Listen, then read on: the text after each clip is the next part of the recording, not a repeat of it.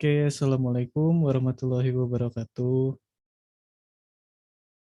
Waalaikumsalam, Pak. Eh, ya, selamat malam teman-teman. Gimana kabarnya semua hari ini? Alhamdulillah, Pak. Baik.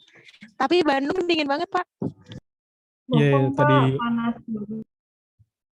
ya Iya, Pak, dingin. cedem. Tapi tadi hujan gede ya semua ya. Atau enggak? Atau cuma di rumah Bapak aja itu tadi? Kayaknya kayaknya di rumah Bapak aja, Pak. Di sini mah kecil gitu hujannya. Ya, oke. Kita juga karena cuaca yang lagi nggak menentu ini, kita harus tetap jaga kesehatan juga gitu ya.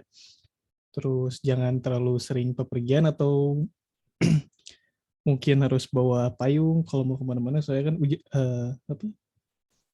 cuaca nggak bisa diprediksi gitu ya. Kemarin aja misalnya Bapak pergi tiba-tiba dari panas tiba-tiba hujan angin kayak gitu. Nah, sebelum mulai pembelajaran, Bapak absen terlebih dahulu ya. Yang pertama, Alif, ada Alif? Oke. Selanjutnya, Dea, ada? Hadir. Oke. Julieta hadir? Hadir, Pak. Oke. Dan yang terakhir, Regina, ada Regina? Hadir, Pak. Nah, oke. Di pertemuan kali ini, Bapak mau ngejelasin tentang UI Blender gitu ya. Sesuai sama yang udah Bapak jelasin minggu kemarin, aplikasi di animasi 3D itu ada 3 yang umumnya dipakai. Nah, yang bakal Bapak pakai buat 1 semester ini itu adalah Blender. Dan hari ini Bapak mau ngejelasin tentang UI-UI-nya. Sebelumnya sebentar Bapak share screen terlebih dahulu.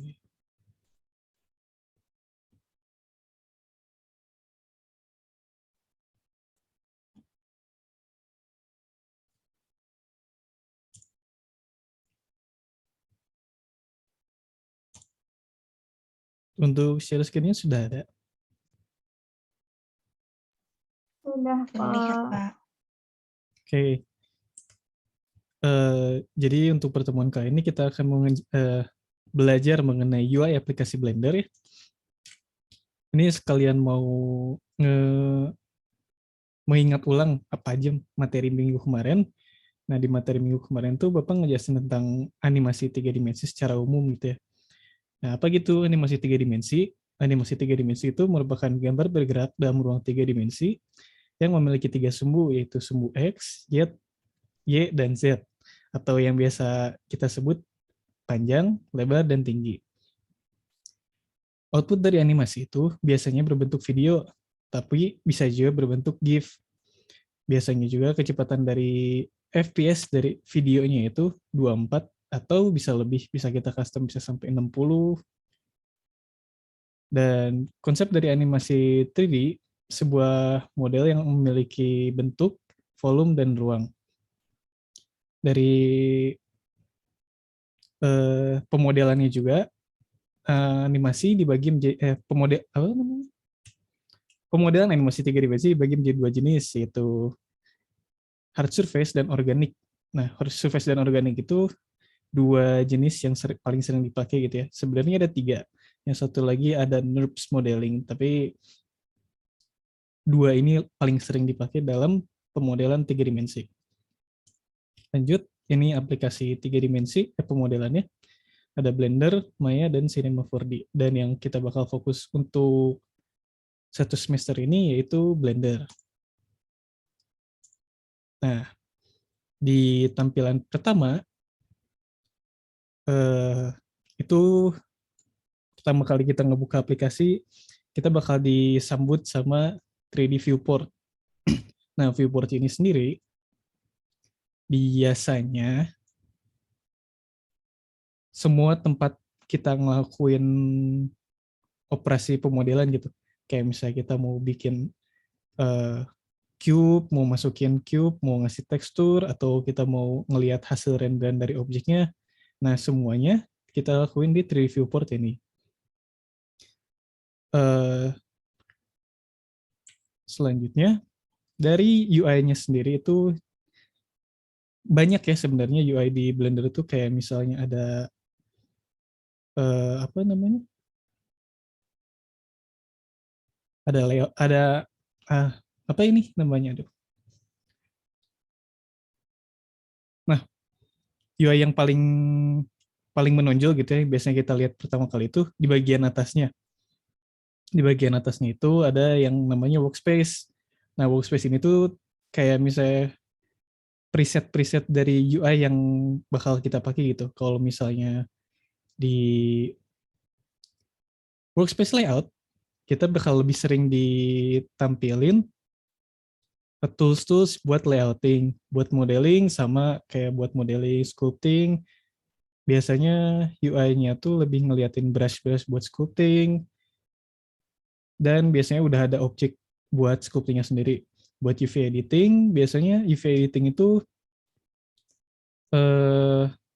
workspace yang biasanya digunain buat kita mau ngasih tekstur. Sebelum kita ngasih tekstur, kita harus yang namanya unwrapping.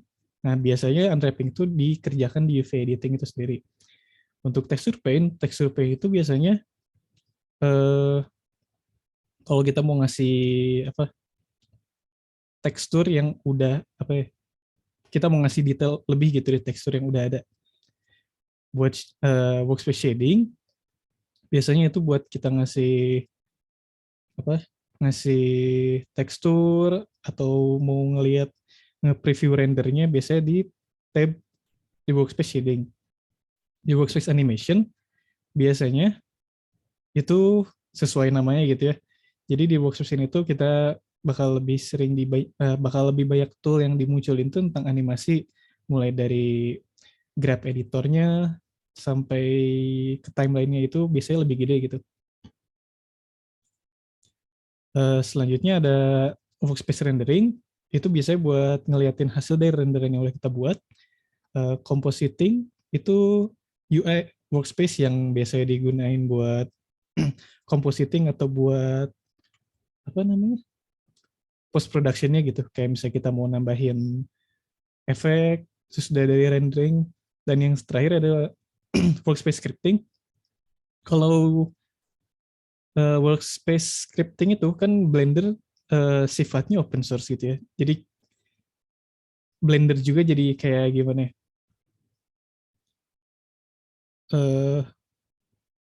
Karena Blender itu open source, jadi semuanya tuh kita bisa ngedit, kita bisa ngasih add-on, bisa buat plugin sendiri di workspace scripting ini.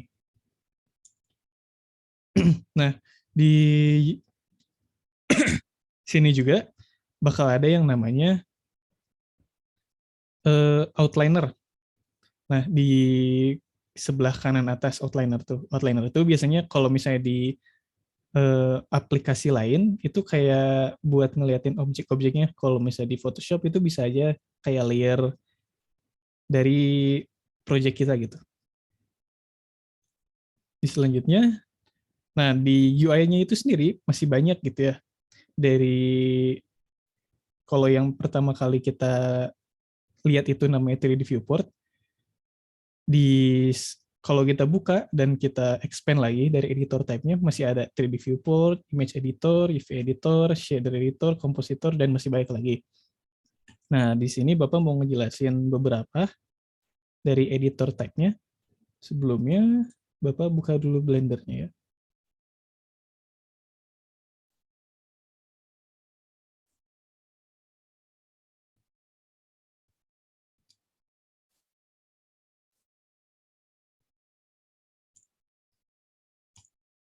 Apa udah pindah ke Blender ini?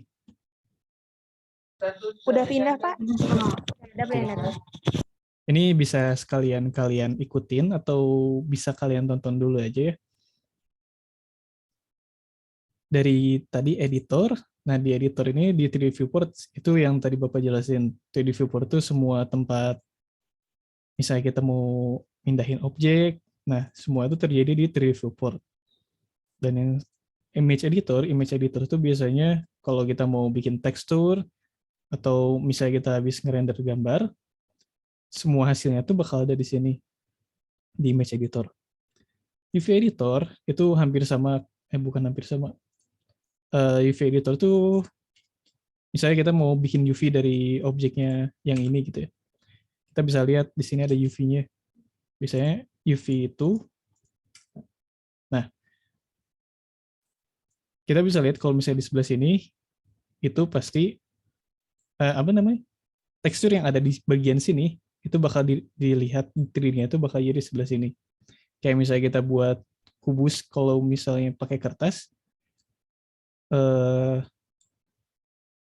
terus kalau misalnya kita buka lagi kubusnya gitu, nah ini teh kayak apa namanya, rangkanya gitu. Yang selanjutnya ada shader editor. Shader editor tuh fungsinya kayak kita buat ngasih tekstur si objek-objeknya. Misalnya di sini kita eh, mau ngasih objeknya tekstur baru, nah kita bisa di sini new, dan mau kita ganti warna, misalnya kita bisa di sini ganti warna jadi warna biru atau warna merah gitu ya. Dan selanjutnya yang paling sering dipakai lagi itu ini, misalnya timeline atau dope sheet ini biasanya, nah buat yang di bagian sini ini sesuai sama namanya gitu, full buat animasi semua. Di scripting ini sama buat misalnya kita mau bikin plugin atau misalnya yang lain gitu ya. Di data yang tadi Bapak udah jelasin ada yang nama outliner. Outliner itu di sebelah kanan ini. Misalnya ini cube nomor 1, misalnya Bapak tambahin lagi ada jadi cube nomor 2-nya gitu. Dan selanjutnya properties. Properties itu di bagian bawah sini kayak misalnya buat kita ganti settingan si objeknya, misalnya kita mau ganti apa namanya, warna dari objeknya. Kalau misalnya kita nggak mau di tadi, nggak mau di mana namanya, nggak mau di shader editor, kita bisa ganti semuanya di properties sini. File browser itu buat ngambil file langsung tanpa kita harus ngebuka aplikasi lain gitu ya. Dan udah sih, itu beberapa UI yang paling sering dipakai di Blender dan kedepannya juga bakal kalian sering pakai gitu. Uh, dari sejauh ini ada yang ditanyakan terlebih dahulu?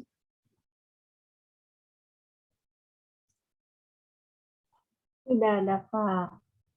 Oke, karena tidak ada yang ditanyakan, mungkin Bapak cukupkan terlebih dahulu ya.